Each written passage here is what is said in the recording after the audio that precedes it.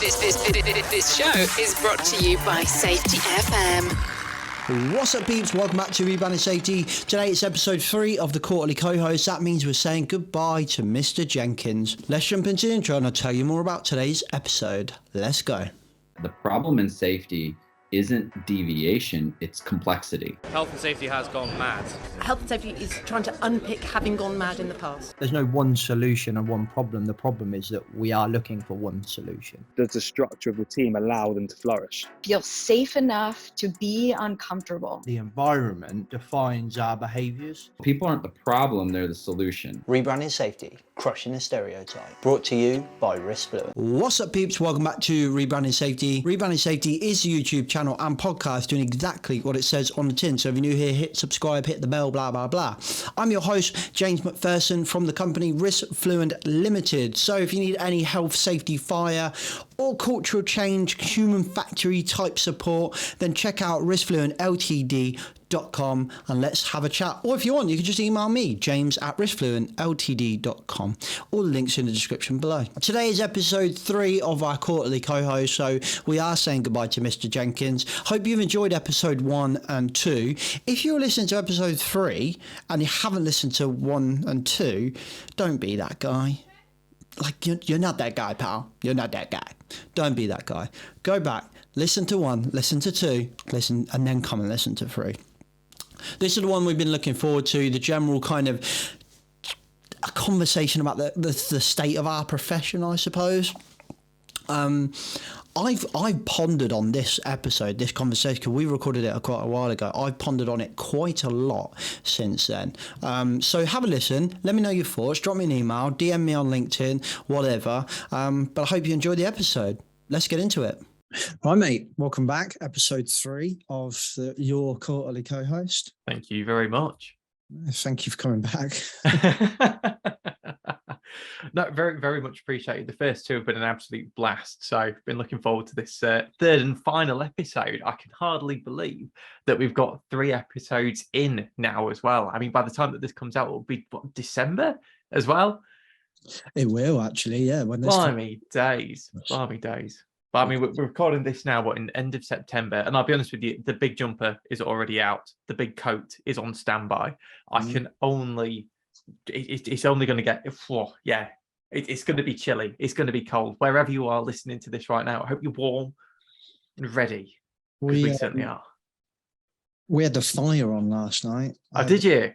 We bulk ordered a load of logs, and to be honest, since the logs have got here, I've been kind of like, I want to do a fire now. So yeah, we put a fire on yesterday and I was like, it's September. Why have I got the fire on? Like, what the is this all about? So yeah, I'm with you, mate. And fluffy blankets and jumpers and fires are all out now. Absolutely. Honestly, I'm really looking forward to listening back to this. Big fluffy jumper, big fluffy coat, glass of red wine in front of the fire. Whoa. I said that last night when he had the fire on. I said, there's only missing one thing now. It's a glass of red wine. That's all we need. But yeah, no, for sure. Oh, yeah, I'm feeling very wintry. It felt very autumnal today, actually.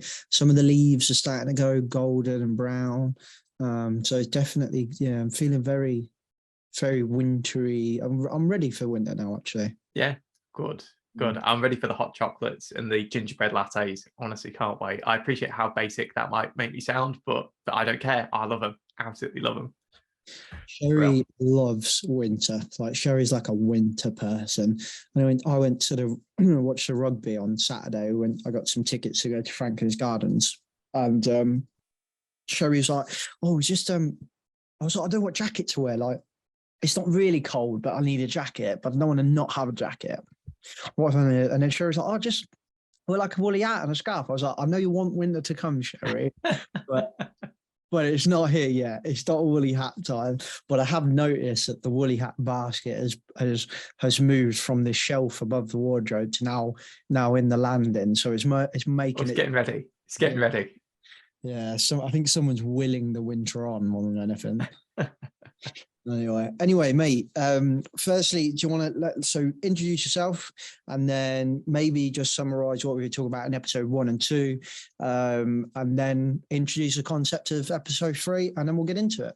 Yeah, of course. So welcome back for those who've been listening to episode 1 and or episode 2, and welcome to those who are just joining in for the start of episode 3.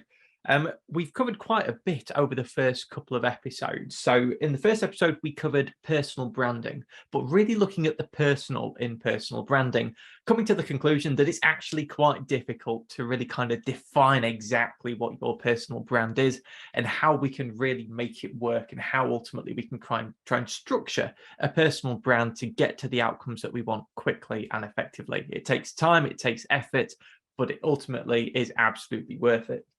The second episode, we dived into procedure and initiative branding.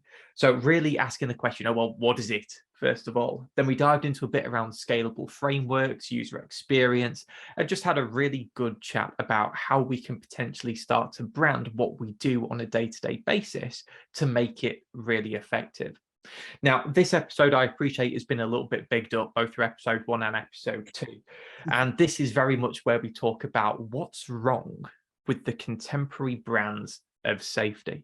Now, what I will say is that this is not going to be a Statler and Waldorf approach to discussing safety. And for those who don't know who those two people are, they aren't hotel chains.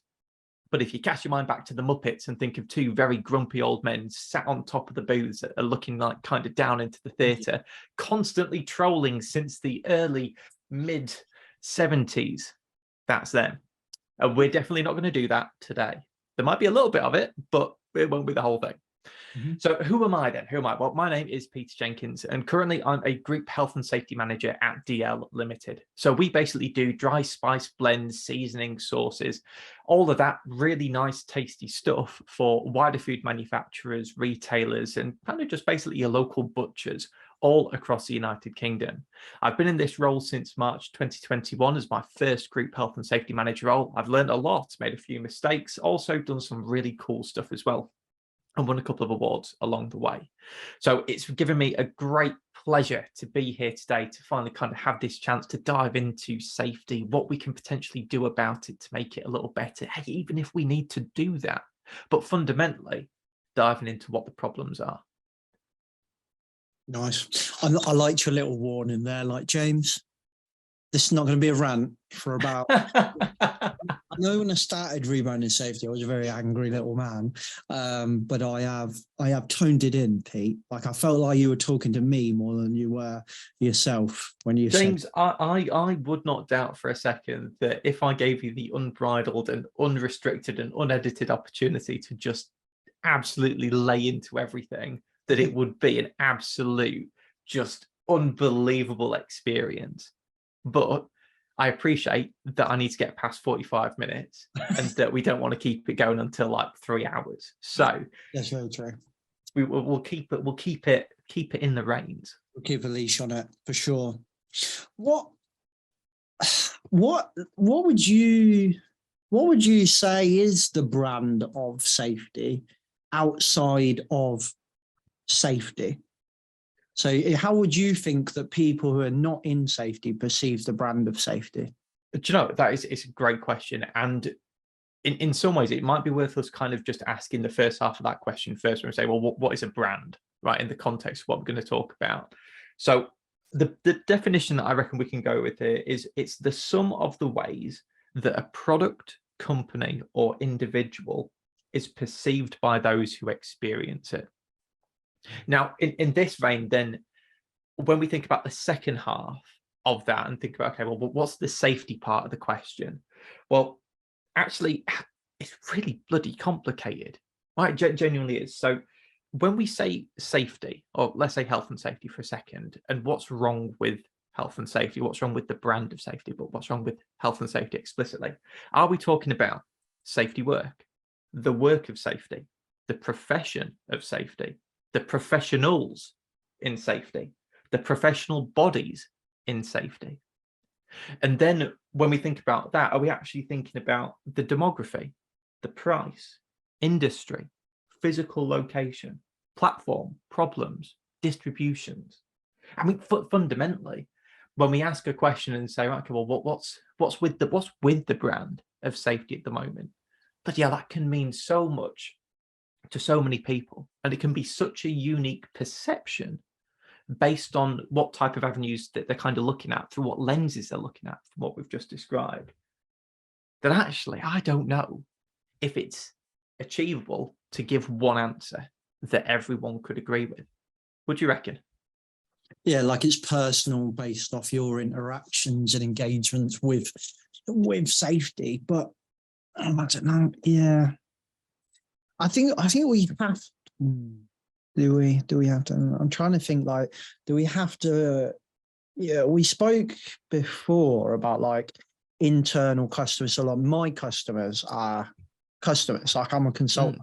Your customers are like, you're like an internal consultant in a way. Your customers are internal customers. Absolutely. But still, we all still have customers. So I think if we were talking about our brand, it should ultimately be the focus of what is a brand according to the people that we're trying to serve. Yes. Yeah. How do they perceive you? Yeah. And really, I think for a lot of internal safety professionals, that perception tends to be through the activities, right, that happen, and the actions of, specifically in most cases, one person.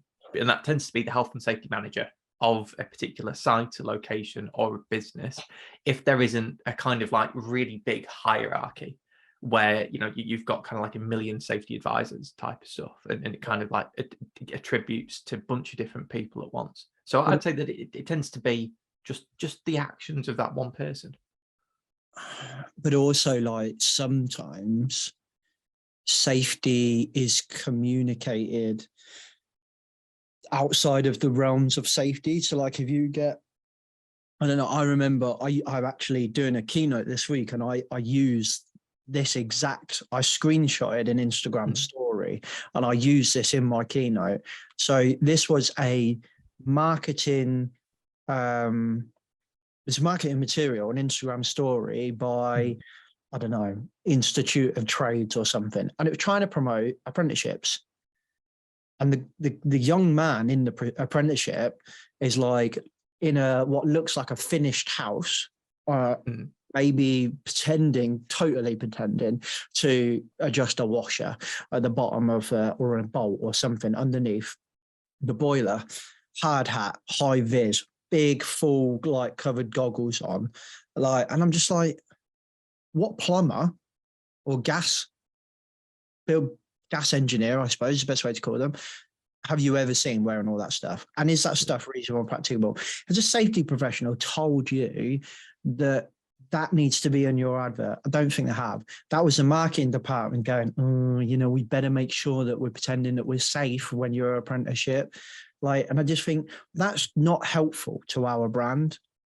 Absolutely. And this, linking it back to what we kind of covered in the first episode as well, we talked a bit there about perceptions, cognitions, and actions. So what do we feel? What do we think? And what do we do? And whenever someone says, right, in your mind's eye, think of safety, the first thing that tends to come to mind will most likely be high-vis jacket, hard hat, safety boots. That's safety. That's safety. That's my image of safety. I asked an AI generator, an image generator called DALL-E, and I asked it, okay, just literally simple prompt based on all of the information, all of the aggregated data, images, descriptions that it's got. And I said, a safety professional, and it literally put out an image of a 50 to 60-year-old white male with a beard, safety glasses that were sort of like sunshaded, an orange hard hat, and a yellow high vis. No way. Did you send this? I haven't seen this. I think I put it in the PM group at one point. I think I did. I don't think I'll put it on a public one. But the description, or perhaps the image that's generated when someone just says, right, tell me what a prompt is, for someone that it's not human, right? It's literally just gathering all of this aggregated data, all this aggregated information, and it brings up what is arguably an unfair stereotype in some ways, but perhaps a fair perception based on people's experiences with safety. So then perhaps the other side of the coin in some ways is that when we're saying, right, describe safety, and we're thinking, or describe a safety professional, right, or describe just safety generally speaking, the general things that tend to come up are things like clipboards, pens, what do you call it, hearing protection, hard hats, high vis type of stuff, right? But outside of my community and network of safety professionals, the people that I actually know that do safety work a lot are people like operations managers, like factory workers, accountants, creatives, people that go out and do field work. Like literally, they do not look like that traditional version of a safety professional. They don't. It's almost impossible to describe what they look like because they just look human. they do. They literally just look human. And I'd say that there's almost this kind of like quiet majority in safety and doing safety that isn't actually considered in the brand of safety, but they're a massive unheard voice. Now, all these people aren't safety professionals, but they do the work of safety and they do safety work every single day. So, ipso facto, is the brand of the safety profession different from the brand of safety? So if they're doing safety work, does that mean that they see what we do not as safety work based off what you just said? That's a hell of a question. That's a hell of a question. I honestly think that they do, but I don't think it's because of like cognitive dissonance or anything that's sort of like willfully or meaningfully sort of pushing the two apart. You know, I think deep down that the fundamental common denominator is they're doing things that protect health and enhance safety, right? Generally speaking. But the label, the tag, the description that's kind of attached to it, doesn't have safety written on it.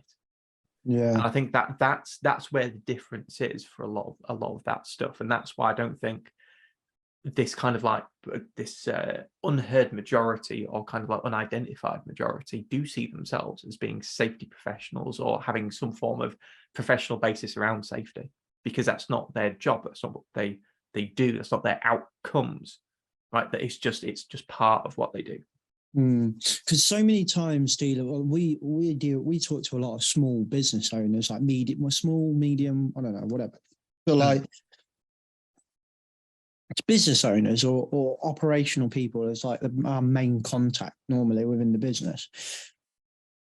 And it's really interesting that the first retained client we ever signed said to us, I was in a meeting with them, and they said, "Oh, do you know what? It's so refreshing to talk to a safety professional that's like a normal human being, James." I was like complimented, obviously, but like at the same time, I was kind of like, I know fucking loads of people like me that like do safety as a normal human beings and do safety to a good standard, and have my ethos of safety. I was like, So can I jump in? Can I jump in for a sec, right? So where do you think that individual, that customer, got their experience or their opinion, their perceptions, their feelings and their thoughts about safety professionals? Where do you think that was formulated from? Well, they told me that they had a safety professional in the business, who they didn't have a problem with, but they came to a conclusion there just wasn't enough work for a full-time role or really even a part-time role. It was more a consultant's position, which is quite common for a medium-sized business. But they never had a problem with that person. My initial thoughts was that they're obviously employed some bloody jobs worth or something, but it wasn't. It was like they're in like the construction industry. It was kind of like they told the story of like a company that they're interacting with from a very prominent consultant within the consultancy within the UK. That person was very much like, and to use the very common analogy, health and safety. That was how they kind of communicated it. So Yeah. they were like, when we knew that, they said, when we knew, like, oh God, my main contact, she's a great laugh.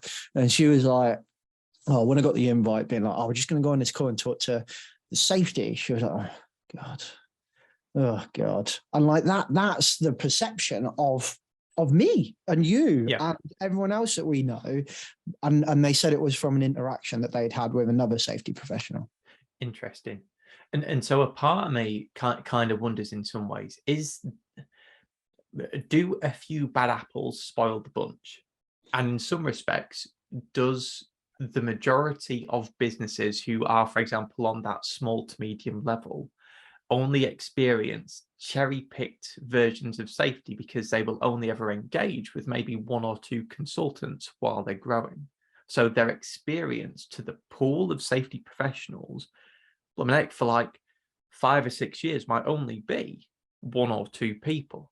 And actually, as a result of that, their first-hand perceptions and cognitions and actions around safety can be massively skewed and perhaps very unfairly biased towards just challenged as well. Exactly.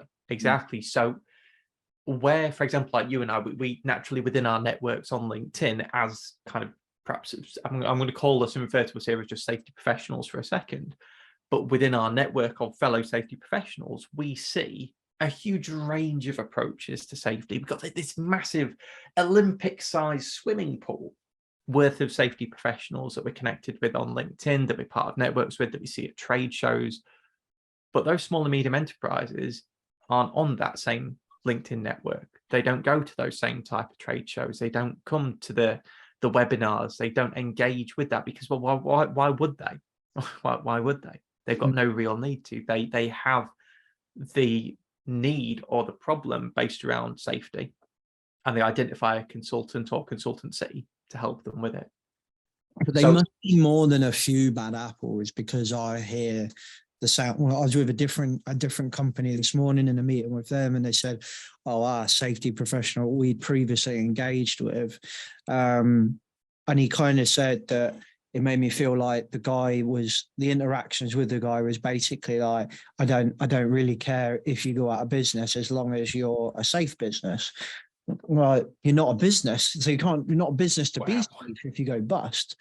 So I was just like no business owner. All right, mister, that's enough, Bob.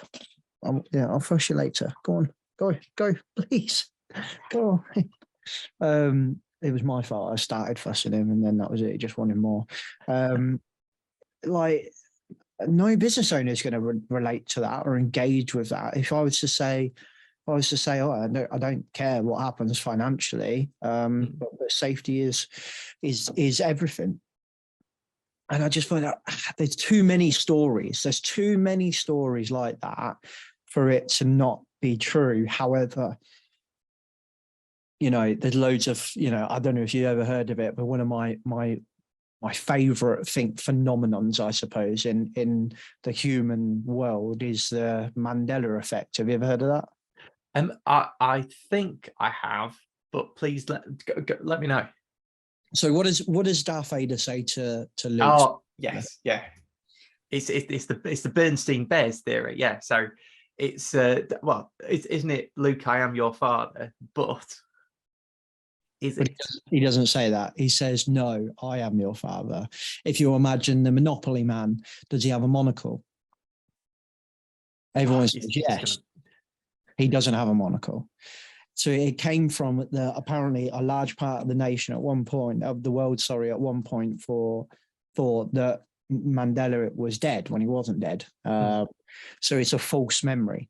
So it's very easy for us to insert a false memory into our head. So if that's possible, if I can literally imagine something that never happened, never happened, and then you combine that with, urban myths and loads of, just do these things that spread, and these things that are it was one safety professional many years ago did something that was perceived as over the top, and that story just got bigger and bigger and bigger and bigger.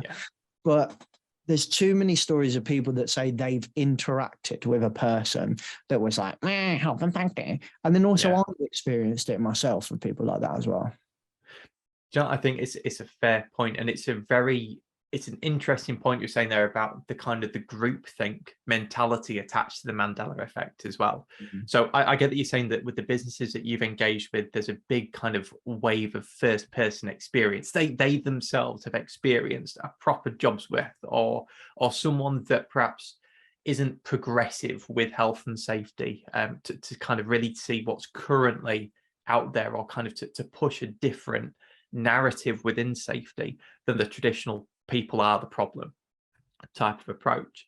Sorry, I'm interrupting you, but do you think, one thing I wonder is, like, I'm quite young as a consultant. So typically, if most people join safety as second career, and then their consultancy typically becomes as a self-employed consultant. Some people have a job with one of the bigger companies, but as a self-employed consultant, if you imagine the majority of historically people would be second career into safety and then kind of move into consultancy towards the tail end of their career. So they're of a generation of safety, not a generation of the people, like e.g. Gen Z and all of that stuff, but like a generation of safety.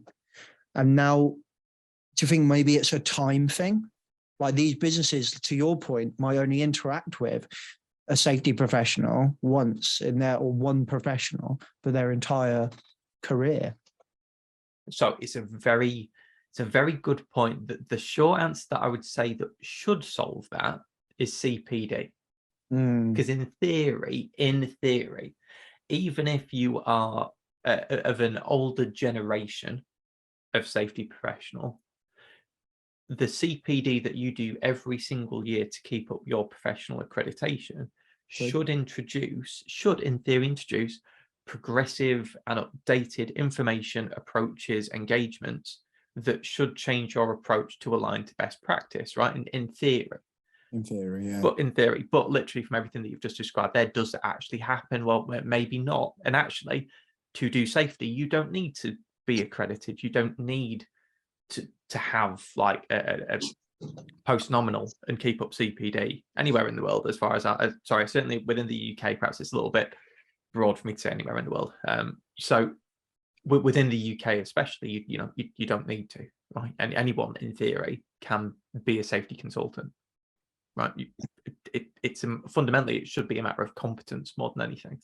Yeah. So a part of me does wonder, bringing it back just to that point on that first person experience, if the people that have experienced what we're going to refer to here as a non-progressive safety, right, in that ways, perhaps have they known what questions to ask, or have they known how to define their problem in a way that would give them access to more, or perhaps just to different types of safety professional, different generations of safety professional, that could change their outcomes or outputs to be something not only to meet what they want and what they need, but to go beyond that as well. So you're saying, like, they haven't been exposed to any kind of cognitive diversity in a way, any different people thinking different ways? Exactly. Yeah. And if we were to try and just provide that point of access, well, at the moment, where would we send them to? Currently, I'll be honest with you, I couldn't tell you. If one of my mates said, Pete, can you just, I'm starting up a small business, I've got 6 employees, I really need to start doing some risk assessment stuff, I've got no idea where to start, I want to get a consultant come in, can you just tell me somewhere that I can go and have a look through a list of consultants, pop in a couple of things just to say what I want, see who they are, what they're about, and I'll pick one. Oh, right, I see what you mean. So you've got the OSHCR or whatever it is, IOSH run list of consultants, but again, it was very, I can't go on it.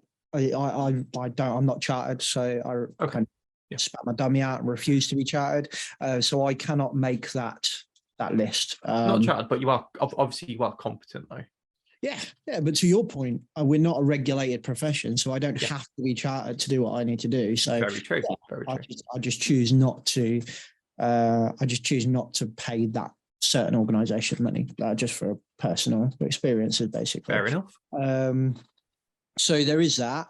I suspect there's probably like a checker trade type thing out there. Like, I assume you got what's it called? What, Sherry? What was that thing that we went on back? Was that it?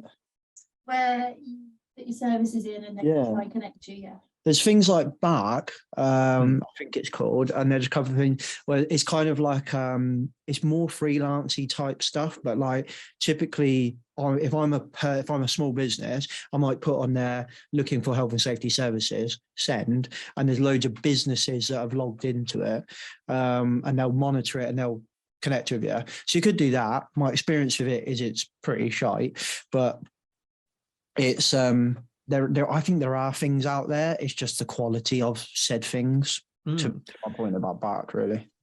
And do you know, I haven't experienced it myself, so I can't necessarily kind of pass too much comment on it. But what I would certainly love to see is something like that is actively just used and celebrated by the small and medium enterprise community, and by kind of those micro businesses, small businesses that want to have some safety support, but want to have the freedom of choice and the empowerment to know that actually what they're going for isn't just going to be, well, it will meet their needs really from that point of view, without necessarily being unethical. And that isn't to say that people and professionals that are offering certain parts of advice or initiatives or activities are unethical.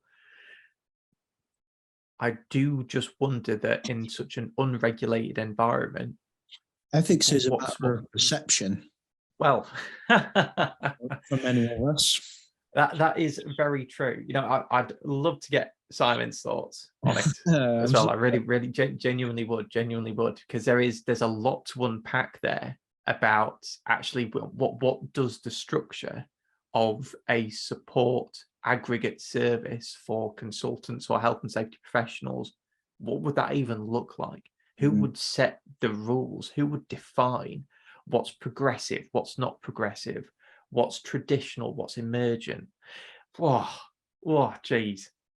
Well, I mean, if you were to like I don't know, I bounce back and forth on this, but like, if you were to look at what's now called as like new safety or progressive safety, like for me, I just feel like it's safety as originally intended. Like it's the closest we've probably got to actually discussing the original intention of this 1974 Act.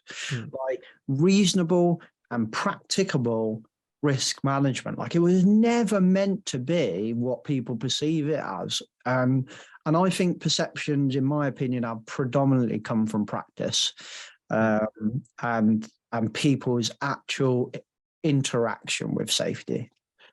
I, again, completely agree with you. And for what it's worth, I'll tell you a little story. So this last week, I had an engagement in an IOSH branch meeting, right? And it was with another committee member who genuinely gave me a sleepless night with this conversation that we had. So he asked me a really simple question, right? And he said, I want you to tell me the hazard, right, in this situation. He said, so first of all, tell me what a hazard is.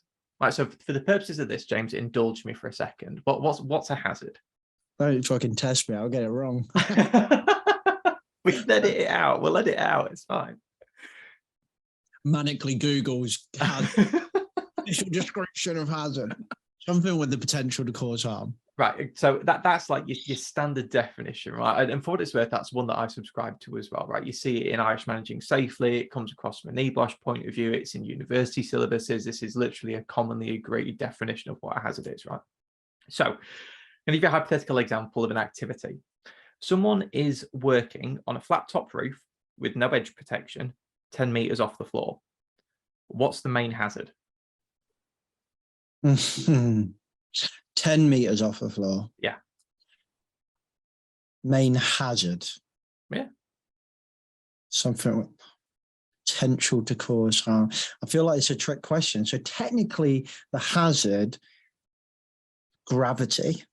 Right. So I said it was falling from height, right? following my last year, your classic, I was like, we're working at height. Okay, I asked, that's your hazard, right? And he said, no, that's your activity. The hazard is gravity. Oh, right? 10 points for me. 10 points to James. So I was like, yeah, I mean, like technically it is gravity, but show me a risk assessment for working at height where someone's actually written down the hazard as gravity, right? I'll be honest with you, I was, and this is what kept me up at night, because I literally kept saying to myself, like, that's technically correct, but I'd feel an absolute fucking idiot writing gravity as the hazard on a risk assessment, right? It's not in. I've never seen one before, but I get it, right? I get it. So then he said another one. He said, okay, so what about the activity of driving in fast-moving traffic on the motorway? What's the major hazard that kind of jumps out to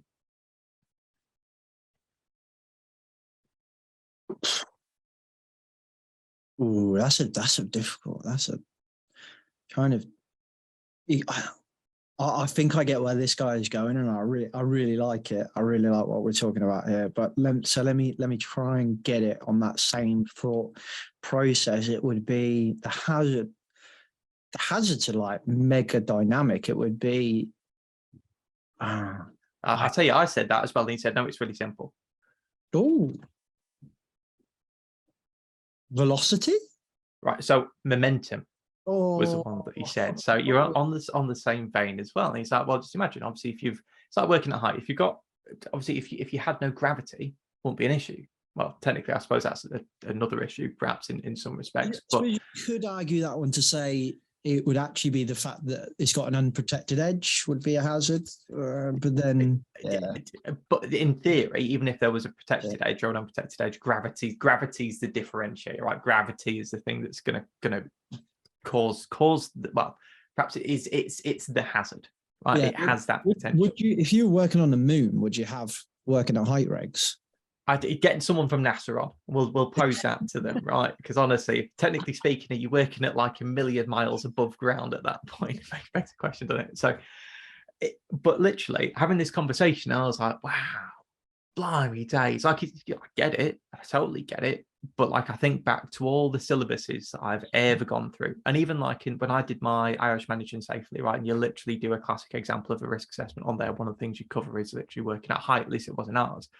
And gravity did not feature in that specifically there. And in the space of one conversation, although, you know, you kind of think about it from a source pathway receptor point of view and think, well, yeah, the very source issue with this, yeah, gravity is going to be there. I've never seen risk professionals, when it comes to working at height, talk about gravity. But I really like where we're going with this, because I think if you think about it, if we as a profession see working at height as a hazard, but then our customer sees working at height as the job, yeah, we're already at conflict, and we've not even started discussing.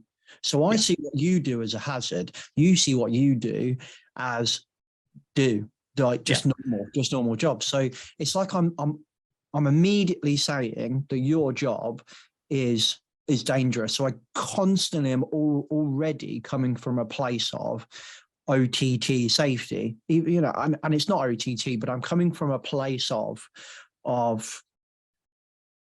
where I'm automatically making a pre-assumption that it's a really dangerous thing to do. And there is statistics that would say, and fucking working at height is dangerous, right? Yeah. But like, I really like where this guy is going, if I'm honest. I think it makes a lot of sense. It really does. It really does. And then a part of me just sort of stepped back for a second, and then the next question that cropped up into it and said, well, when was the last time that a group of safety professionals had an opportunity to just explore that as a topic? And I mean, like hash it out together, just have a chat. Sounds like a PM call, if I'm honest. Well, it kind of does. I get it. It kind of does that. And or perhaps in this time we should be saying health and safety network conversation, right? Yes, so yeah. Well, like, corrected there, Peter. but it genuinely got me thinking about, well, actually, when we think about what's wrong with the brand of health and safety at the moment, in the same way that we're talking about accessibility for prospective customers to really get the answer to the questions that they have, or perhaps have the opportunity to ask those questions, do we as a professional community have enough opportunity to actually just discuss safety theory or safety application in that way? No, and I'm going to be careful here because I don't want it to sound like I'm just a walking advert for the network. But that was one of the reasons why we started the network. Well, exactly what you just said there is that, hang on, we felt that our existing communities or memberships, so to speak, didn't really promote open, honest, and potentially sometimes uncomfortable conversations of just, I mean, I'm going to do it now on Wednesday. I'm going to pose the question, what is the hazard of working at height? Let's see what the community in that call say.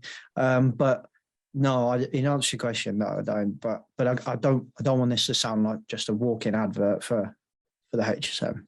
No, I totally get that. And genuinely, for what it's worth, what I would say, and I think I said it in episode 2 as well, find communities really within health and safety that will give you the opportunity to have these conversations, because honestly, I don't know how we can ever truly decide what's progressive, what's engaging, what's not, if we don't have dialogue about it.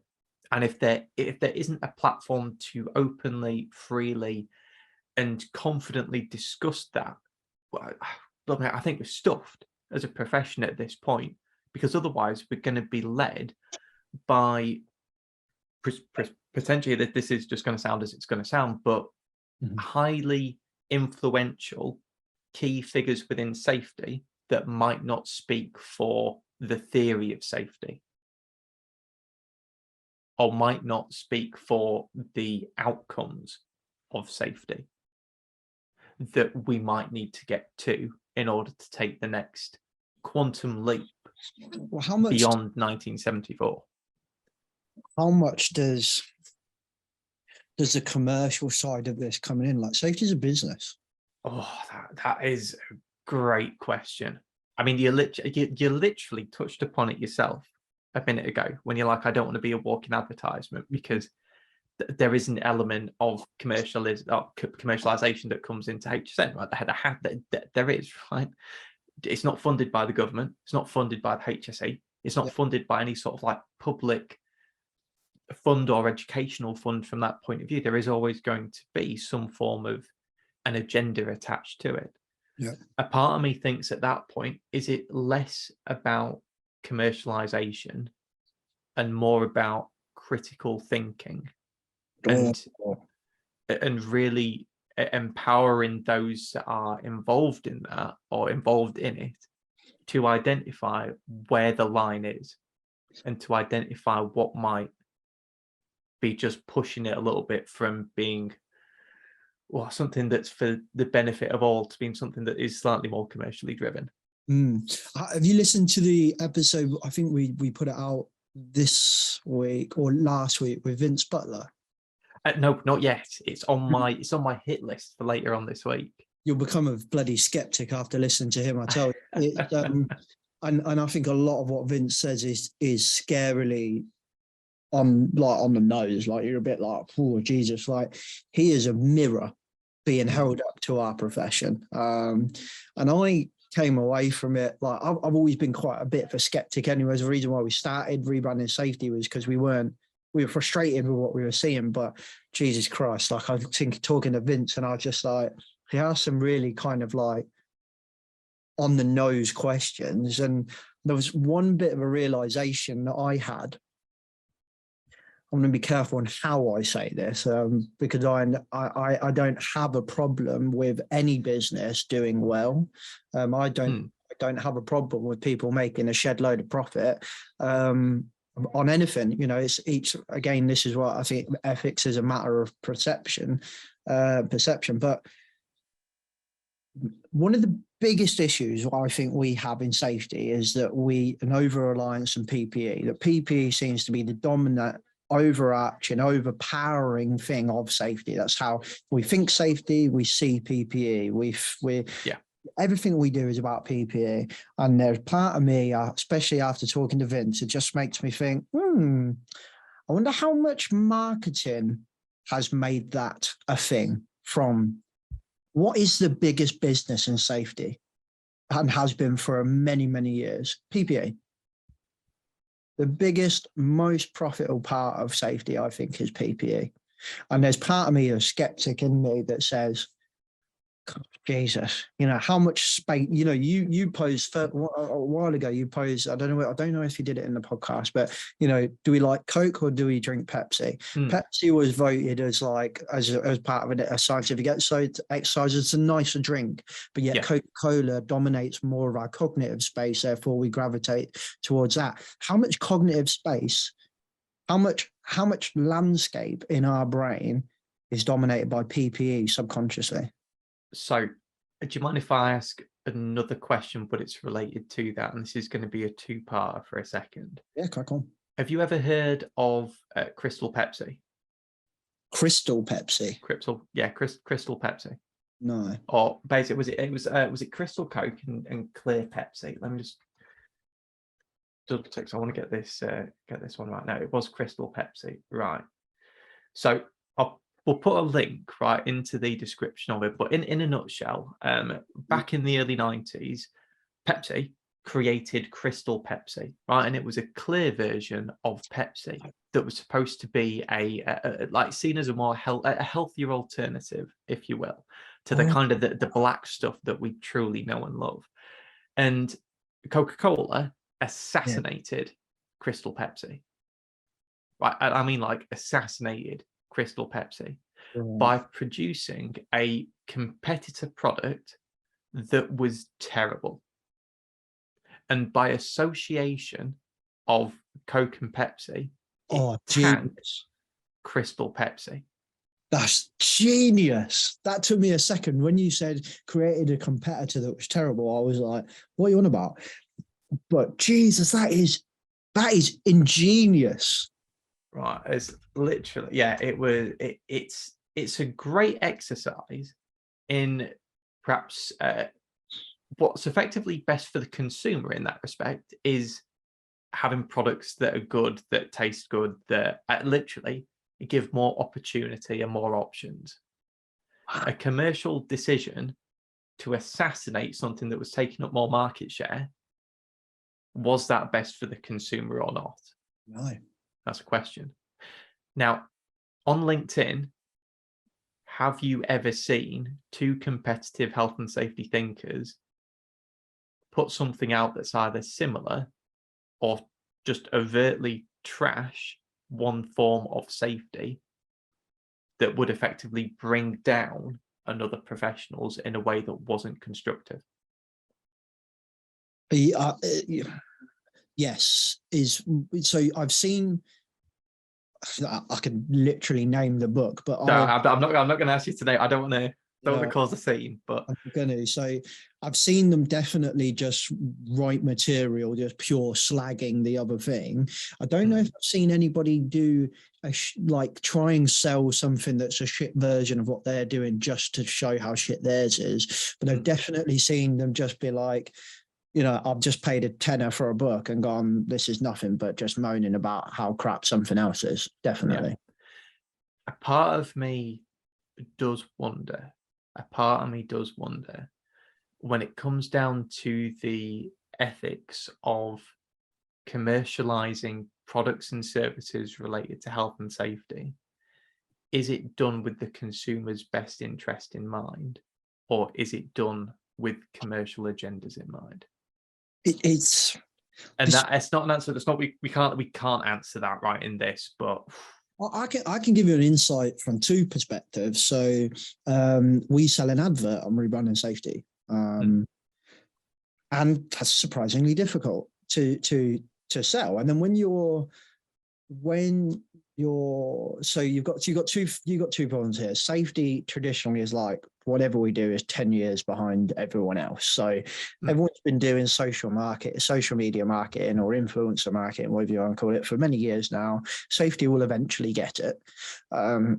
So we don't it's hard for us to sell. So if we want to make money, and we want to make money off of this podcast, there's a lot of work that goes into this, and it doesn't pay any bills. So we're like, oh my God, we need to kind of remunerate ourselves for this effort. It's like, do we just go to anybody? Or do we go to anybody and then that doesn't align with our brand of what we're trying to communicate, of like proper, impactful, positive risk management? It's like balancing that. Could we have gone to anybody? 100%. Did we just sit around and wait and really get picky and choosy about who we are? Yeah, but mostly because we learned our lesson from the first one. So we kind of had to, I don't know, it's interesting. When those two worlds come together, I think it's hard to really stay clear on your aims, purpose, values, whatever you want to call it. It's difficult. And because I think as a society, I feel like we might have demonized kind of profitability of something. Like we might have demonized like making profit. You're either ethical and you make no business. So what you're doing is really ethical and really good for the world. And that's the only reason I do it. Yeah. And you're not allowed to make any money doing that. Or you're a heartless money-making machine that cares for no one. It's like, well, hang on a minute. Why can't the two worlds come together and those just be two extremes? Yeah. And again, for what it's worth, I do wonder in some ways if that as a thought process even crosses the mind of those SMEs that we were mentioning earlier. And if actually, if it does, to what extent, and actually how important is that in their decision-making process for who it is that they go with? It would be unfair for me to pass judgment on what that might be. Yeah. But I would love to know. Yeah. I'd absolutely love to know. So very much, when we're thinking about, well, what does the future look like for the brand of safety? Reconciling the commercial agendas of the key players, I'm talking like the educational institutes, the awarding bodies, the accrediting bodies at an international level, I think that might be one of the few things. It's not an easy task, but I'll make it sound really easy. Yeah, just agree on something unanimously. Fine, just work away, put you in a room together, and you just come out after 3 hours with the solution. It's just, I get the absurdity of how that might sound, but again, when we consider those bigger picture type of things, are we a profession? Do we need some form of regulation as a profession beyond what we have as sort of the legislative regulation, but for actually us as body, as an industry, as a profession, do we need something? I think it's going to take a very radical change in order to get the answer to that, and to maybe try and improve that holistic brand a little bit more. Like, how much more radical do we need to go than like a decade of really no improvement in the people with diet work? Like, health is probably getting worse. What health performance throughout the UK, Grenfell. I mean, what does it take? It's a great question. That is a great question. Honestly, I don't know. Because I genuinely don't know. The skeptic in me says there's just too much money in the way that we are now. There's just too much money in how we are currently operating. I think that just makes me think that there are the powers that be that don't really want to push too much change. I don't know. It's scary. I am not a massive fan of, at least not right now, I'm not a massive fan of us becoming a highly regulated profession, because I think we would just regulate ourselves as we are now. And we would just go, right, you're the biggest one, you regulate us, off you go. I, at the moment, are a massive fan of competition. I would love to see, I think that's where innovation sits. And if I would love to see loads more qualifications and avenues and routes to entry for safety profession. I want to see more professional bodies. I want to see tech come in and really push safety. I want to see entrepreneurs look at safety and go, look at this lot. They haven't changed in about 20 years. Let's try and innovate over here. That's what I want to see. More competition, more innovation, because I think competition will push innovation. I mean, you look at NEBOSH as an example, right? Sitting pretty win a monopoly on the market, give or take, for yonks, for absolute yonks, and fair play. Do you know what I mean? Any company from a business profitability perspective win. Like, they were the Google of safety. Do you know what I mean? And then NCRQ kind of pops up out of nowhere. You know, MVQ's been sitting there in the background going, oh, we're here. And all of a sudden, then NCRQ come up and boom. It drove a bit of innovation in the manner in which we go through the qualification. Not really sure it drove innovation in the actual content of the qualification, but it did drive a little bit of a, actually, as a profession, we're more reference based. We go and research stuff. It's not a memory test, and so there was a bit of innovation there. And look at NEBOSH now; they've adjusted, they've innovated, they've learned, and I think that's a good thing. What does it mean to the consumer, which would be your frontline staff who aren't safety professionals? Yeah, and what does it mean to the board or the board equivalent, or like literally your CEO, your MD? What does it mean to them? At the moment, I don't think it means anything at all, because I think it was a wrong type of innovation, but I don't think it was for them to feel an impact. I think the competition should have drove a change in the content, or the content.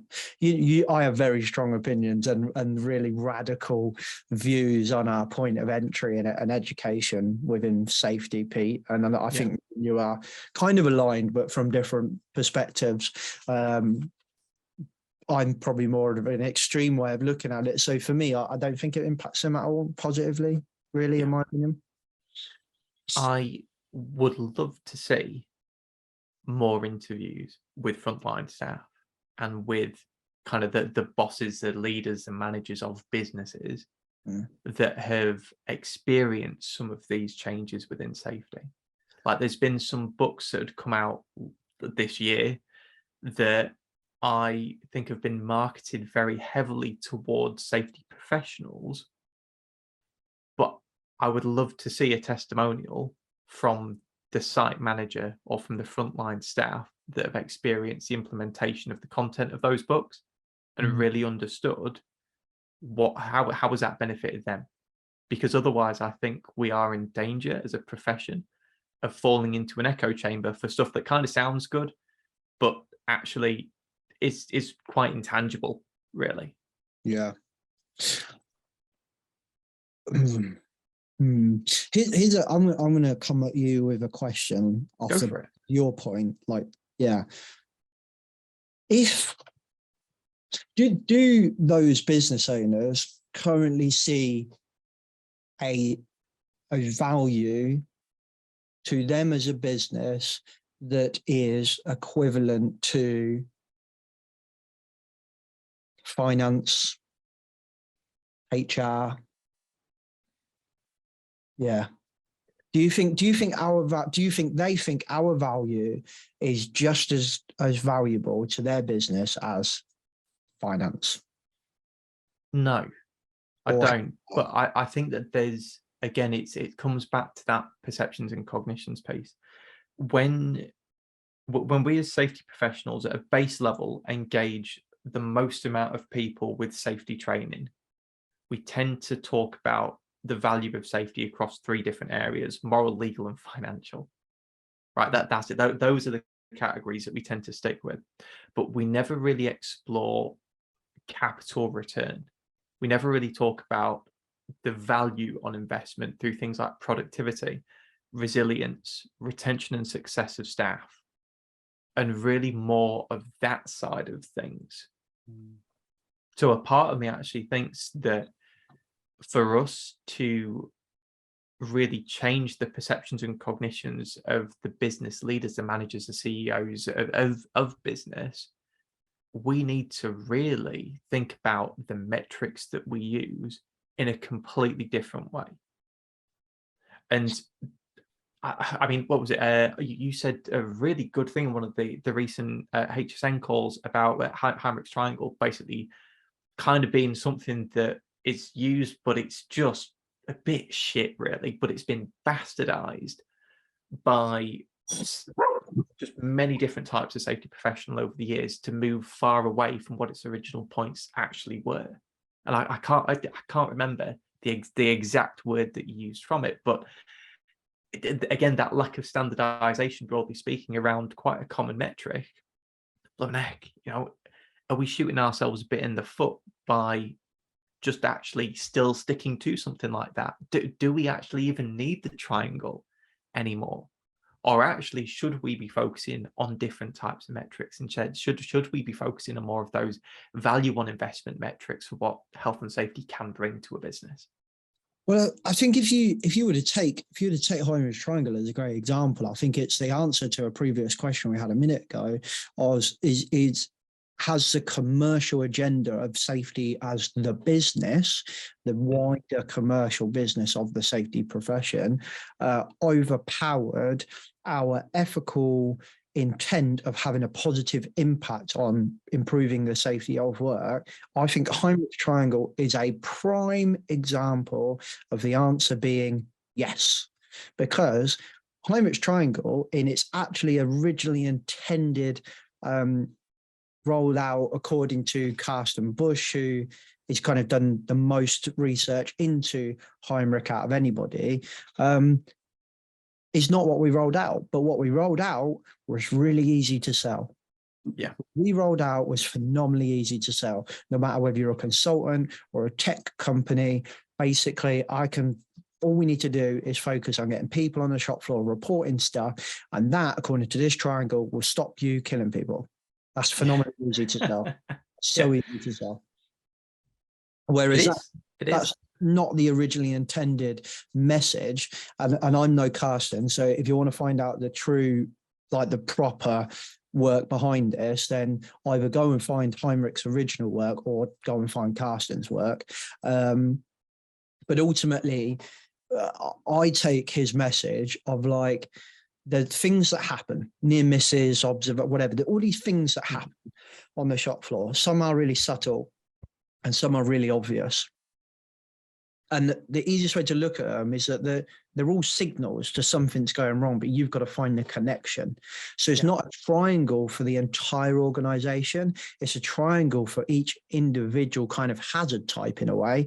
And where is the connection? So you might go, I'm having loads of slips and trips. Right. What are we having? Slips or trips? We're having loads of trips. Why are we having trips? Because it's a housekeeping issue. Well, that might tell us that we might have a fire issue, because housekeeping is commonly seen as a connection to fire spread. So you can see the connection. You can't go having loads of slips. What does that mean? That means someone is going to die in a machine explosion. They're completely unrelated. It doesn't make sense. It's kind of funny, right, in some ways. And we've covered this before in one of the wagon wheels, and it was with I'm going to butcher his name now. It's the author of Meltdown. Chris Clearfield, that's it. One of the authors, there was two, but that one of the authors, sorry. And we talked a lot about pre-mortems as part of it, right? And a lot of the time when we think about safety, it tends to be quite linear on an activity basis, right? Oh, well, literally, there's a hazard, there's going to be an outcome, right? Cause and effect. And it's not to say that there's necessarily anything wrong with that, but actually, when we have an accident to do with that effect, we then don't really just stick to the cause. We literally have to go back. We have to do the 5 whys. We do the fish bones. We do literally all this kind of like root cause analysis type of stuff that creates an interconnected web of factors. Be that your classic job factors, organizational factors, human factors, right? But it's a web. It's literally an interconnected web that runs backward, and it can permeate very deep within a business from that point of view. But do we do enough of that as a profession in the first place, from before the accident has happened, and actually try and analyze it going backward, literally, or upstream through processes, and expand that web? I don't know if we do.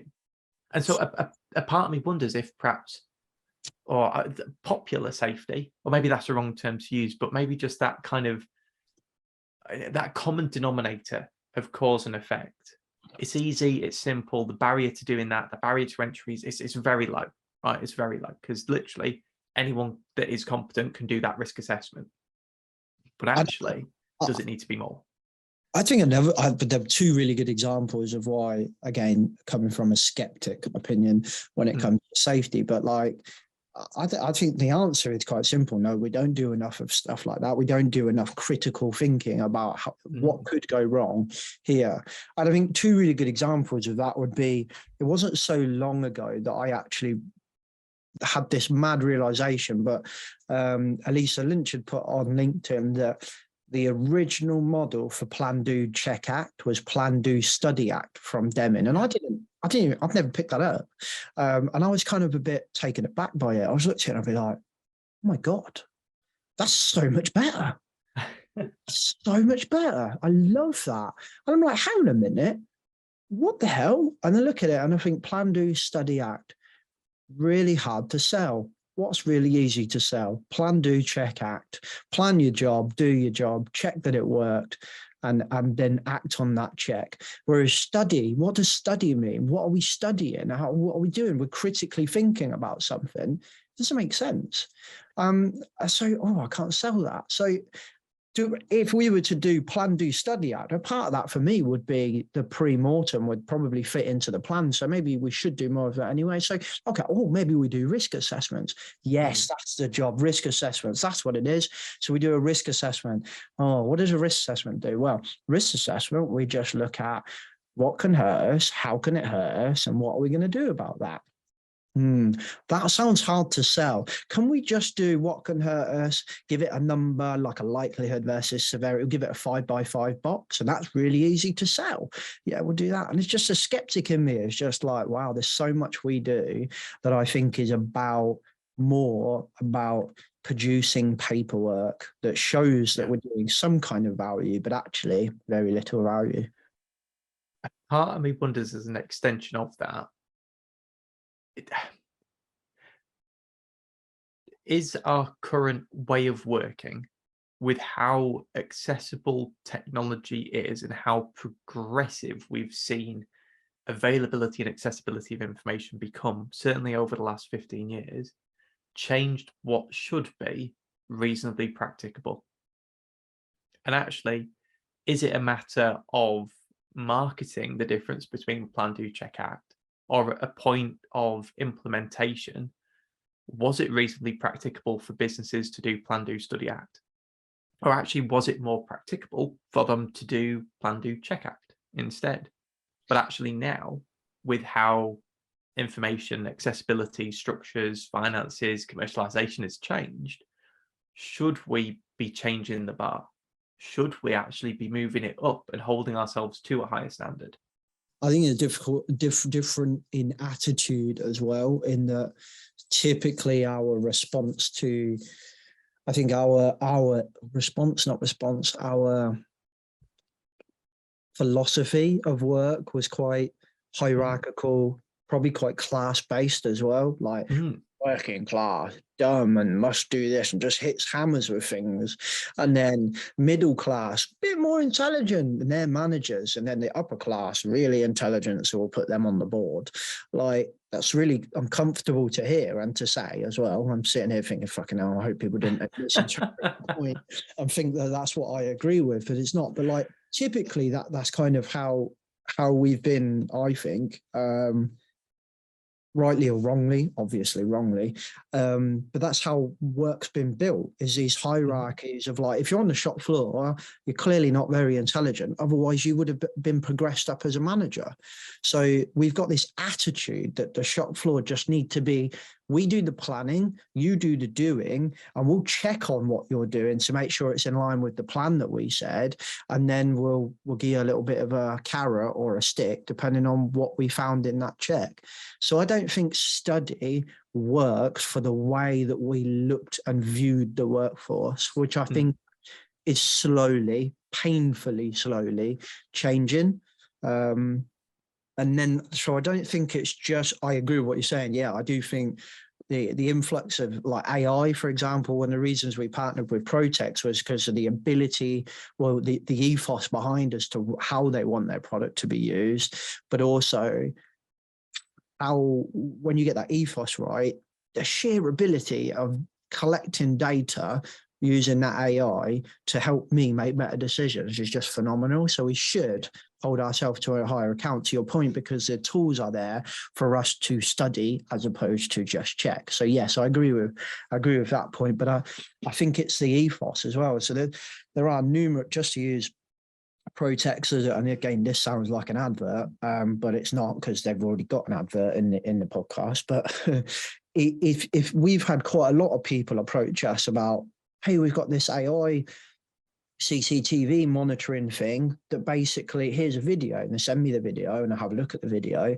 and it's just another stick to whip the worker. It's just that Pete's not wearing his high vis, and we can track your employees. So when the first sign that Protex were doing something right was Elisa Lynch said, you need to talk to these guys. And you know what Lisa's like. If they weren't good, she'd not told me to not talk to them. She'd told me how bad they were as well. But she said, go talk to them. So I was like, oh, that's interesting. And then that was the conversation that we had off the back of them. Like, we don't want this to be used as a stick to whip them. We want this to be used to help people make better decisions.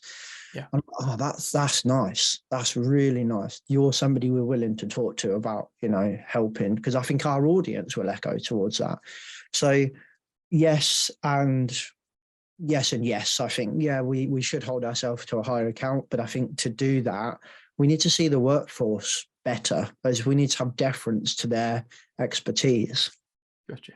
So I'm going to ask what might be a bit of a divisive question for a second then. So there will be there's been a couple of listeners, I'm sure, have just heard this conversation and are furiously shouting at their device saying, but hang on a second, aren't ISOs what holding you to a higher standard looks like? Isn't 45,001, 45,003 what you should be looking at if you want to hold yourself to a higher standard? So in essence, a part of me thinks then the question for you at this point, James, should we have a free alternative to ISOs? Ooh, a free alternative. I think we have a free alternative. I think you already have a free alternative. I think it's called the Safety at Work Act. I think you could do. Let's take 45,003 as a prime example. 45,003. If you don't know what that is like the mental health version, the stress management version of 45,001. So it's a management system which can be accredited at a reasonable price or not a reasonable price, like a hefty price, to give you a badge, right? That existed for free for many years. It was called the HSE management standards, and it still exists to this day, and you can do it. And it's good. It's good. It's really, really good. The uptake on that, 90% of people I spoke to that say, have you heard of management standards? What's that? They've heard of it.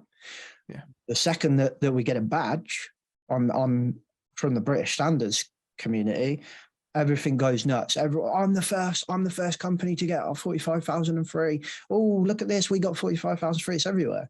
So I don't think it would have made much of a difference if it was free, Pete, because I think companies value the badge a little bit more.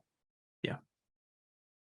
And so a part of me can't help but wonder at this point, what would a fully funded HSE with a marketing department that took lessons from British standards look like? Oh, yeah.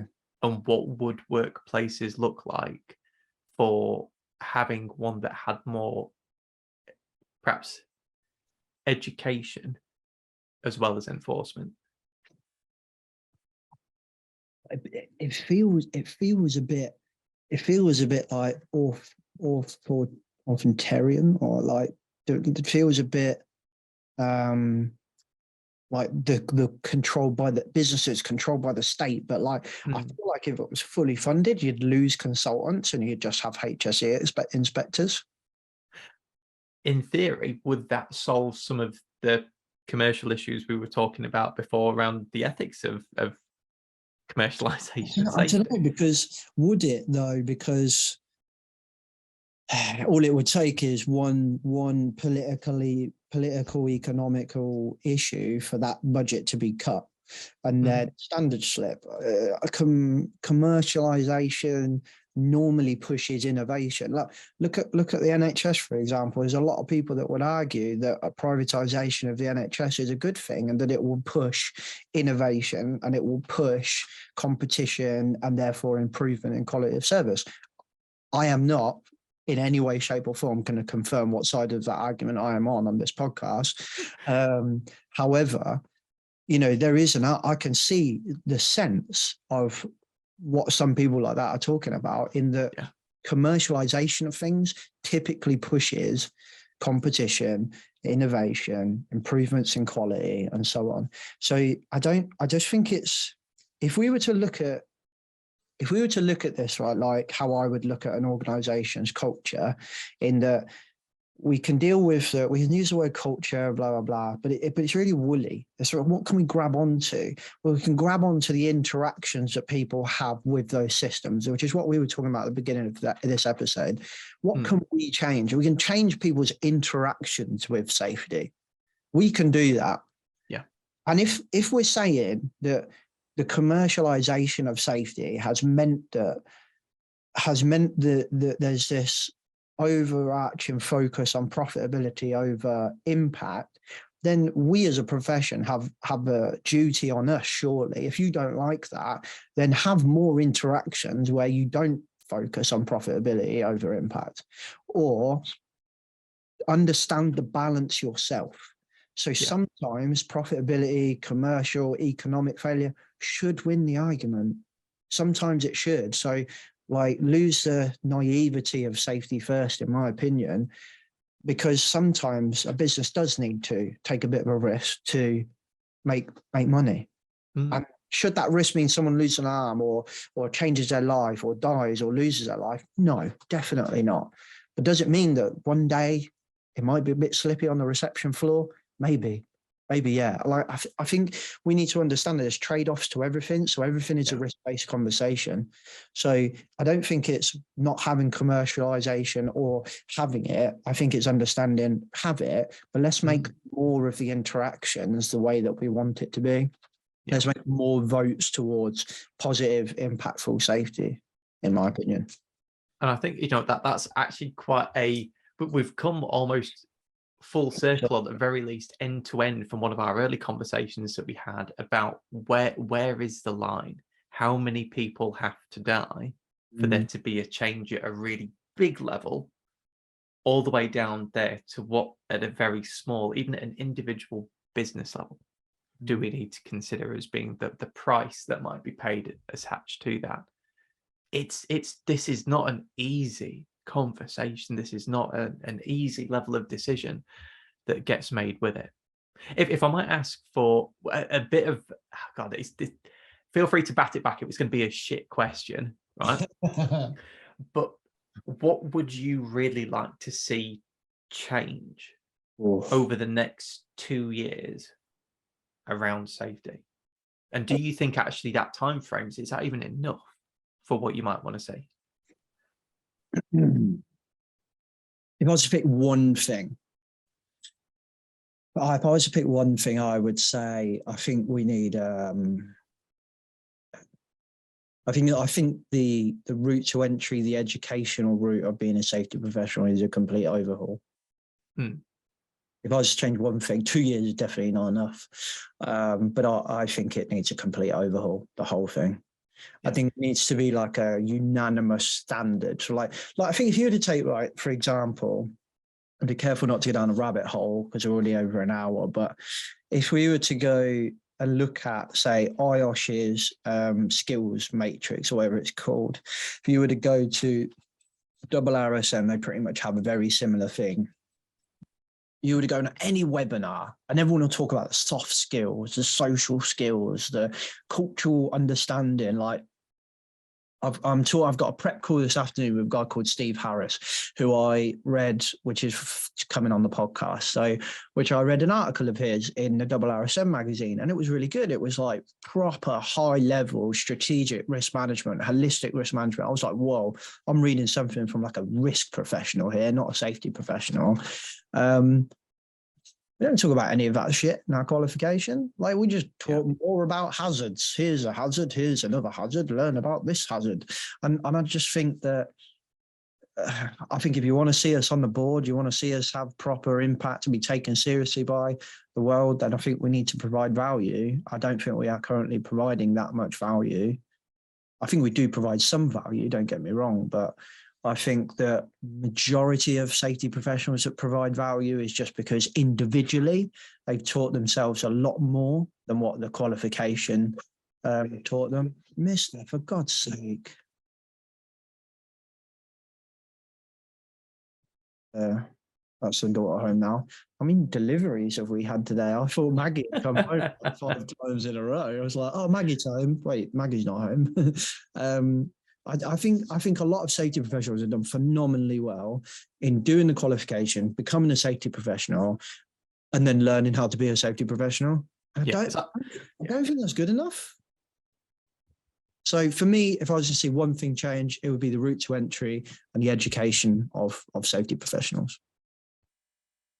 I completely understand where you're coming from that. It's that kind of the comparisons, like when you learn to drive, you're not really learning to drive, you're learning to pass your driving test. Yeah. And then you learn how to drive right afterward. How many times have you heard that analogy used to explain the education of a safety? I've heard that so many times. Oh, doing your, and I use NEBOSH as an example because it was the main like monopoly, but I think they're all the same. You know, NCRQ has driven some innovation, like I said, but not on the content. Content's still the same.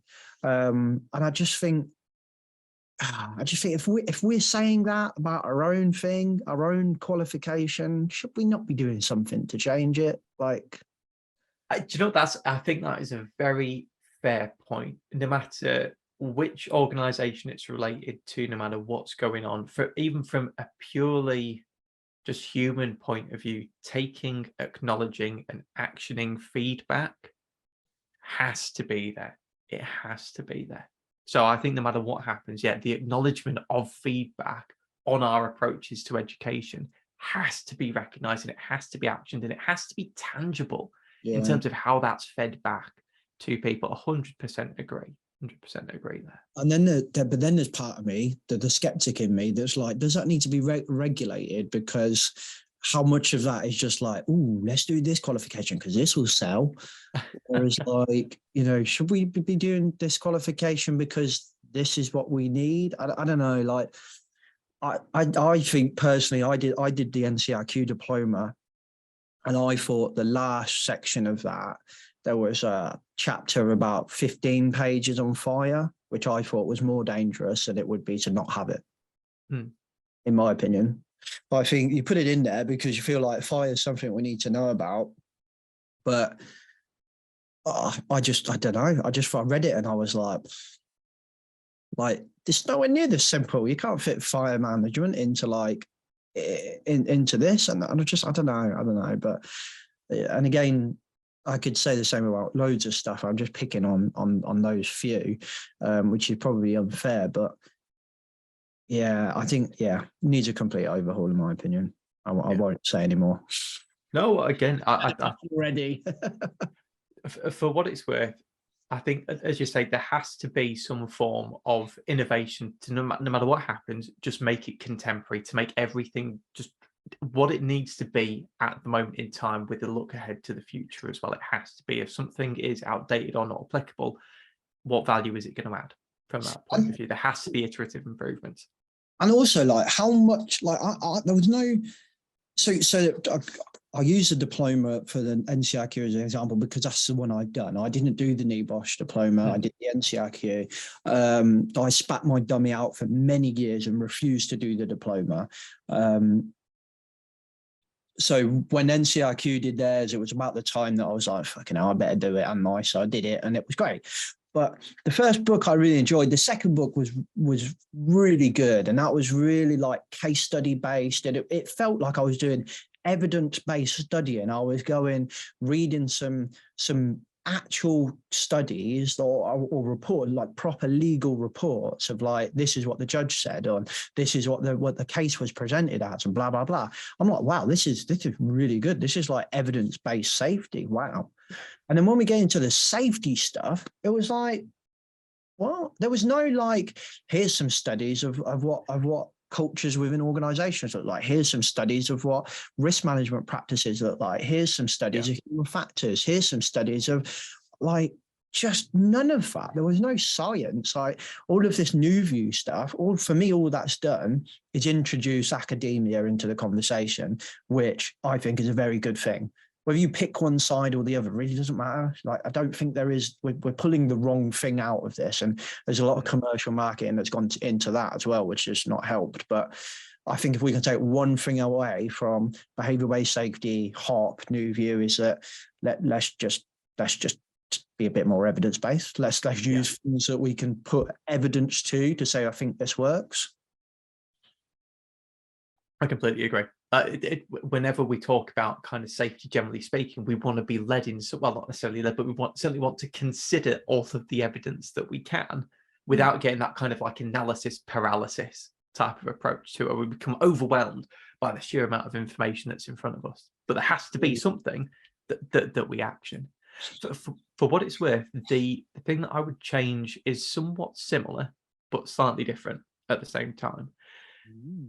I think that from a syllabus point of view and from an education point of view, no matter what qualification, at what level, there should be something about how a business operates.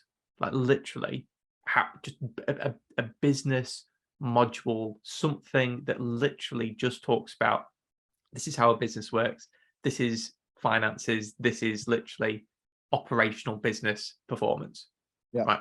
At the end of the day, fundamentally, if that's sales, it's marketing, it's commercialization, it's accountancy, whatever that's going to look like to some degree, I think that all safety courses would benefit from some form of business acumen attached to it. Yeah. 100%. And conversely, the opposite way round, I would absolutely love to see like enterprise startup schemes that are somewhat funded by the EU and the UK government have a module on health and safety that has been agreed with at the minimum by IOSH, NEBOSH, CIPD, and a selection of effectively representatives from health and safety and business. I don't think you'll ever get all of those people to agree, but I know I appreciate the complexity of that, but fundamentally, for the sake of just standardization, more than anything, if there was something that could just be agreed, so we could say, right, someone who is just starting their entrepreneurial career as a solopreneur, a business owner, a business leader, what would we want them to know about what health and safety is? I'm curious here, why IOSH and not RSM? Just as and I am a member of RSM and not IOSH, but I'm just curious, have we got a Coca-Cola Pepsi issue in our own? Maybe it is, and for what it's worth, it's literally those are the first two that have jumped to my mind. When I've kind of, because I hadn't prepared an answer for the question in the first place, so it was literally the first two that jumped to mind. And I do want to stress that this isn't saying that RSM is like the panda pop of the like the health. I do really want to stress that it was literally just the first two that jumped to my mind as part of it, but it's an absolutely fair point. Absolutely fair point. I think that that's where this awkward relationship with like the commercial side of it all comes in, isn't it? It's like, okay, yeah, 100%, but like this, I have a unique relationship with IOSH, but like and again the HSE, you know, their science division produces some amazing work, but their enforcement division doesn't seem to match their own science division. So the whole thing is just flawed. Do you know, it's a very good point. And again, there was a slight absence there from what I've mentioned about the HSE, the HSL, local government association, environmental health, like there's so much that could kind of be brought into it. The question is obviously who decides what that line is. Yeah. Where does it finish? In some ways, would it be better almost for the HSE to kind of look at a module like that and then stamp it with approval rather than being the one that defines what should be included in it or not? I don't know. But there's so much complexity with it. But again, bringing it back maybe to its common denominator, the earlier that we can engage from an educational point of view with business owners, with entrepreneurs, with people literally at the very start of their career, to say, hey, this is safety. It's literally not all about enforcement. It's not all about paperwork. It should be people focused. The better, I'd say. It's difficult, isn't it? Because it's like, I could talk about this all day, but like, there's part of me listening to it. I'm like, well, let's remove the paywall. But then I'm like, but if you remove the paywall after years, it'd be great in the beginning, but like eventually it just becomes stagnant because it's that commercial side of things that pushes things to be better. So yeah, it's phenomenally difficult. It's phenomenally difficult. And everyone's like, okay, but we need a standard approach to your point. So we need it accredited. Who's going to accredit it? Or we go IOSH, but IOSH are a commercial organization. They're not for profit, but still a commercial organization. Okay, well, what makes them any better than RSM? Fine, we'll go to RSM then. Jesus Christ. But they're exactly the same. They're a commercial organization. It's just like, it's a freaking minefield. It is. And then you ask yourself, well, actually, we're just thinking UK centric at this point. We haven't even covered things like the CSP, the EC. Sorry, there's a lot of acronyms there. The I can't remember what the C stands for. It's a safety professional body or some sort of accreditation process in America, and EC being the European Commission. Right? Well, because at the end of the day, the amount of, I was thinking of 852 for a second as the one that springs to mind from the EU, but I don't think that's going to be the right one. I'm not going to Google it, but long story short, literally, who would need to be involved in something like that? And again, how do you stop the complexity that comes with such an interconnected web of needs? And at what point does it become just unachievable to make those changes? It is probably way too a bigger question for us to have been like 90 minutes into the podcast. Sorry, I didn't even see the time. Blimey, days. No, it's good. Well, I don't time, but like I don't time the conversation, but because if it was up to me, I would sometimes, not all the time, because you never know who you're talking to, but sometimes I get on these conversations and I'm like, I just don't want this to end. And I've already been talking like 2 hours anyway. But I have got, in this case, I have got a timer going because I was curious as to, I can't turn my freaking iPad on now. 1 second. okay. Right. 1 hour, 26 seconds we've been going. And this is definitely a way too big of a question for 1 hour, 26 minutes in. But I want to go there for a little bit. What about the role of the consumer in all of this? Like, do you know what I mean? Like, if you what if you had on a product, and again, it's easy for get like Dolphin Safe, and we probably all watch that, but like, this is a Dolphin Safe product. No, it's fucking not.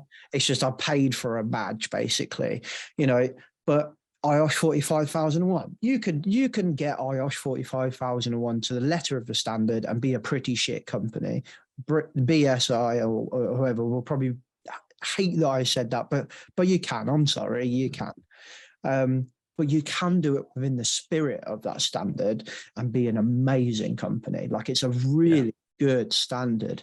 And there was like, I've gone through it numerous times, and I went through it again not so long ago because the customers got it, and I was like, I'm going to refresh myself. So I printed it out again, went through it, and I circled one bit in it, and I was like, I put a note on it.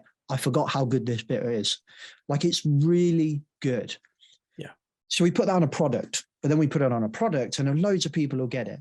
But like, I don't know, like, I feel like as people, like, we're sitting around waiting for the HSE to do better, waiting for the government to do better, waiting for IOSH to tell us to do better or be better themselves. Like, we can fucking drive it. We can be better. We can demand better, and we can just do better ourselves. there's a little bit of that felt like a moment. I'm going to put my soapbox away now. Sorry about that. I feel No, you don't apologize for the soapbox. I think it's a really powerful point, a very powerful point.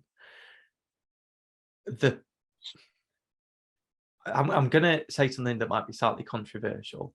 Have we empowered the consumer to care enough about the safety of the employees and the businesses that they buy from? No, because how do you know? Like, so my question for you then, because I'm going to jump in at that point. When was the last time you used Just Eat?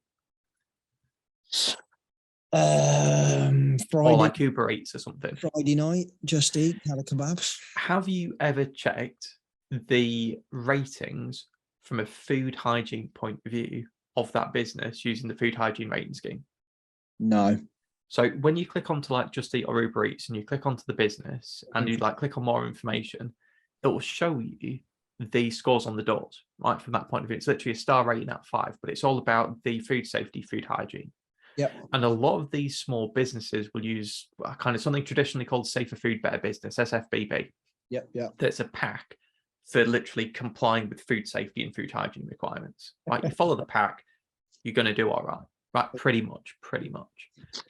To that point, a part of me thinks actually, would it be better focusing on pushing a scheme like the food hygiene rating system for safety that we can fund local authorities to identify at a site level, give them a score, and basically make it mandatory for them to show what their score is in a public way, like they kind of do in Wales with the food hygiene rating scheme, where you have to have the scores on the door.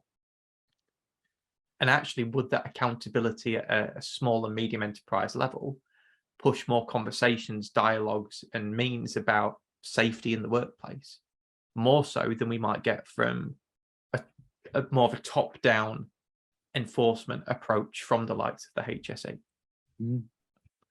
I can't help but wonder. A part of me thinks it would have a significantly beneficial impact if it could be funded in the right way.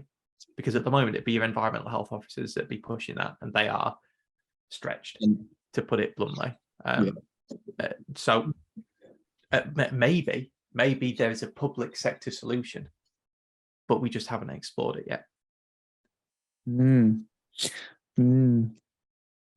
we start talking about the relationships with politics and all of that. Yeah, no, I totally 100% get you there. But I honestly, I think the more accessible and digestible outcomes that a consumer can easily understand and recognize, the quicker and the better we will see consumer-led action happen that will result in safer workplaces. If you get a 0-star or a 1-star, you can guarantee there's going to be a local newspaper article about it, right? I mean, you've probably seen it on Facebook, literally all of the 1-star restaurants in your postcode, right? God, bloody hell, imagine if that was the same from a safety point of view, and you found out that there was businesses in your area that weren't doing the basics of keeping people safe. What would that mean for you? What would that mean for where you chose to shop? Well, one day, Peter, we may see. But unfortunately, I have a call in 10 minutes. So, well, do you mind if I finish it with one bit then? Go on then. Okay. Firstly, I'd just like to say thank you for genuinely everyone that is listening to these 3 episodes. It has been a phenomenal pleasure to explore these 3 different areas. So thank you very much for listening. James, thank you very much to you for giving me the opportunity to come on and talk through this with you. I've absolutely bloody loved this conversation. I honestly have. I'm actually quite enthused to see if there is something, maybe, hey, who knows, that we could do around trying to just get these changes happening at quite a grassroots level. And certainly if there's anyone listening that's thinking, bloody hell, I want to have some of these conversations. I want to talk about the different types of hazard. Bloody hell, is it gravity? Is it working out? What does this type of thing look like? Find your communities, absolutely reach out, go out on LinkedIn, find it. But 100%, without wanting to do a bit of a plug as well, please do have a look at the Health and Safety Network as well. In my experience, I've absolutely loved having these type of conversations in that network. I'm a big fan. Big fan. I think the more of them we can have, the better we'll be as a profession. So certainly do check it out. Feel free to connect with me on LinkedIn. PTM Jenkins. That's P for Peter, T for Thomas, M for a very embarrassing final middle name, Jenkins, that you can find literally just my LinkedIn profile that way. And I genuinely would love to have a conversation with anyone about safety or just progressive leadership in general.